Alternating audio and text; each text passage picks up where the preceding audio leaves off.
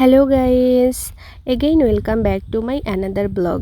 কেমন আছো তোমরা সবাই? আশা করি অনেক বেশি ভালো আছো। অন্যান্য দিনের মতো আজকের ব্লগটাও কিন্তু আমি খুব সকাল থেকে শুরু করেছিলাম, কারণ আজকে কাজের অনেক তাড়া।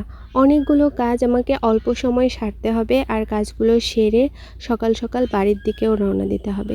কারণ বাড়িতে হচ্ছে আমাদের ছোটো মা অনেকটা অসুস্থ, এই জন্য হচ্ছে আমরা সকাল সকাল আজকে বাড়িতে যাব।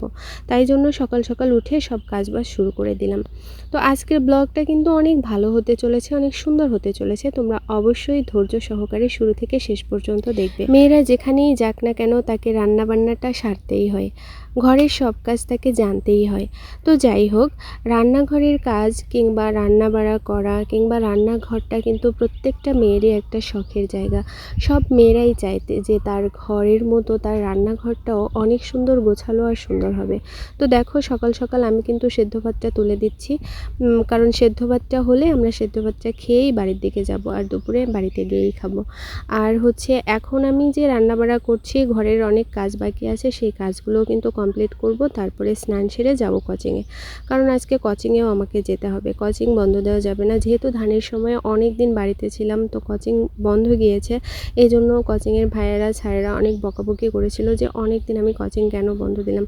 কিন্তু শুধু কোচিংয়ে গেলে তো হবে না, বাড়ির বউ হিসেবে তো বাড়ির বউয়ের কিছু দায়িত্ব থাকে বলো, সেই দায়িত্বগুলো তো এড়ানো যায় না। সব দিকেই খেয়াল রেখে চলতে হবে, নিজের পড়াশোনাটাও করতে হবে, বাড়ির দিকেও খেয়াল রাখতে হবে, ওদিকে বাবা মাও আছে, সবার দিকে খেয়াল রাখতে হবে। মোট কথায় কোনো একটা দিকে বাকি রেখে বা অন্য একটা দিকে খেয়াল করলে চলবে না, সব দিকেই কিন্তু খেয়াল রাখতে হবে। তো আমি একে একে ঘরের সব কাজগুলো করে নিচ্ছিলাম। ভাতটা উঠিয়ে দিয়ে আমি ঘরটা ঝেড়ে নিলাম, জামা কাপড় গুছিয়ে নিলাম, এখন হচ্ছে ঘরটা মুছেও নেব। আর হচ্ছে যেহেতু বাড়িতে যাব, বাড়িতে যাওয়ার আগে আমি চেষ্টা করি সব জিনিস পরিষ্কার করে রেখে যেতে। না হলে হয় কি, যদি নোংরা থাকে এসে দেখি আরও নোংরা হয়ে গিয়েছে, তো এই জন্য হচ্ছে পরিষ্কার করে রেখে যাওয়ার চেষ্টা করি। তো দেখো, আমি কিন্তু সব কাজবাজ সেরে স্নান টান করে চলে এসেছি, এখন যাব কোচিংয়ে। অন্যদিকে তোমাদের দাদা উঠে বলতেছিল যে কি খাবে সকালে, তো আমি বলতেছিলাম রান্না হয়নি। তো রান্নাঘরে গিয়ে দেখলো যে রান্না হয়ে গেছে, দেখে সে বেশ অবাক হলো এবং অনেকটা খুশি হয়ে গিয়েছিল। তো দেখো, এখন হচ্ছে আমি কোচিং টোচিং সেরে বেশ অনেকটা পরে দুপুর হয়ে গিয়েছিল, দুপুরের দিকে আমরা বাড়ির উদ্দেশ্যে রওনা দিলাম।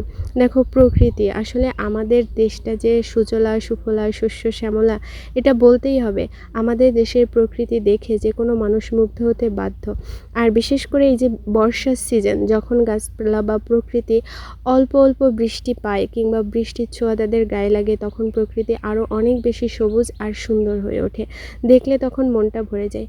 দেখতে দেখতেই কিন্তু আমরা চলে এসেছিলাম রূপসা ব্রিজে। আর এই ব্রিজটাই কিন্তু পার হয়ে আমাদের বাড়িতে যেতে হয়। আমরা খেয়াপাড়া পাড়েও যেতে পারি, কিন্তু খেয়াপাড়া পাড়ে গেলে হচ্ছে আমার কাছে একটু রিস্ক মনে হয়, কারণ আমরা গাড়ি নিয়ে যাই, তো এই জন্য হচ্ছে আমরা প্রায় চেষ্টা করি যে আমরা যাতে এই ব্রিজটা পার হয়ে যাই। দেখো, দেখতে দেখতে কিন্তু আমরা টোল ঘরে চলে এসেছিলাম। তো এই টোলের পাশে যে ফুল গাছগুলো লাগানো, এই ফুল গাছগুলোও কিন্তু আমার কাছে অনেক বেশি ভালো লাগে। আর এই দেখো, সজনে গাছগুলো নতুন ডালপালা গজিয়েছে আর অনেক সুন্দর দেখতে লাগছে। এরপরে কৃষ্ণচূড়া, তোমাদেরকে কি বলবো, কৃষ্ণচূড়া গাছ দেখলে আমার কাছে মনে হয় আমি যেন ছবি দেখছি, কোনো হাতে আঁকা কোনো ছবি দেখছি।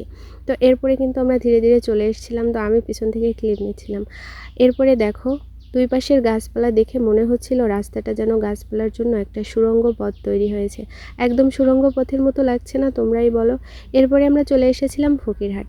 তো এখানে হচ্ছে একটা খুব মজাদার একদম ঘরোয়া দই চিড়ে পাওয়া যায়, আর এই দই চিড়েটা কিন্তু গরমের সময় খেতে অনেক বেশি ভালো লাগে। এটা তোমাদের দাদার বেশি পছন্দ, আমার অতটা পছন্দ না। তো তোমাদের দাদা খাচ্ছিল, আমিও 2-1 চামচ খেয়েছিলাম। এরপরে হচ্ছে শুধু নিজেরা খেলে তো হবে না, বাড়ির জন্যও তো কিছু একটা নিয়ে যেতে হবে। এই জন্য হচ্ছে আমরা বাড়ির জন্য কিছু ভাজাপোড়া নিয়ে গিয়েছিলাম, কারণ আমাদের বাড়ির সবাই ভাজাভুজি খেতে অনেক ভালোবাসে। এরপরে আমরা খাওয়া দাওয়া শেষ করে বাড়ির জন্য খাবার নিয়ে আবার রওনা হয়েছিলাম বাড়ির উদ্দেশ্যে। তো দেখতে দেখতেই কিন্তু আমরা অনেকটা পথ পেরিয়ে চলে এসেছি, মাঠ ঘাট পেরিয়ে। বেশ কিছুদিন ধরে হচ্ছে ছোটো মার পায়ে অনেক ব্যথা ছিল, তো অনেকবার বলা হয়েছে যে ছোটো মা চলেন ডাক্তার দেখাতে, চলেন ডাক্তার দেখাই নেন। কিন্তু যেহেতু বাড়িতে ধান এসেছিল, ছোটো মা বলছিল যে বাড়িতে এত কাজ রেখে কি করে যাব, তার থেকে বরং কাজের চাপ কমুক তারপরে যাব। এখন কাজের চাপ চাপ কমতে কমতে হয়েছে কি ছোটো মার পায়ের ব্যথাটা অনেকটা বেড়েছে। আজকে রাত্রে থেকেই ব্যথাটা বেড়েছে, আর সকালবেলা ফোন পেলাম যে ছোটো মা অনেকটা অসুস্থ, আর আজকে ডাক্তারও দেখানোর কথা ছিল। তো এতটা অসুস্থ হয়ে গিয়েছে যে গাড়িতে বসে ডাক্তার দেখাতে যাবে এই পর্যন্ত যাওয়ারও শক্তি নেই।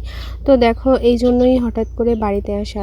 ছোটো মাকে বাড়ির কাছেরই কোনো একজন ডাক্তার দেখাবো, এরপরে একটু অসুস্থতা একটু কমলে, একটু সুস্থ হলে তখন হচ্ছে ভালো কোনো এক জায়গায় নিয়ে ডাক্তার দেখাবো, এটাই চিন্তা করেছি। এরপরে হচ্ছে দেখো বিকালবেলার দিকে বাড়িতে আসলে তো যেহেতু ছোটো মা অসুস্থ, বাড়িতে আসলে সব কিছুই গুছিয়ে করতে হবে।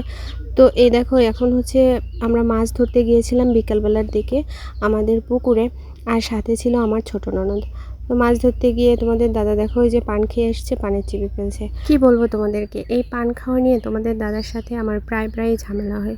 তো ঝামেলা হলে কি হবে, সে তো পান খেয়েই যাবে, পান খেয়েই যাবে।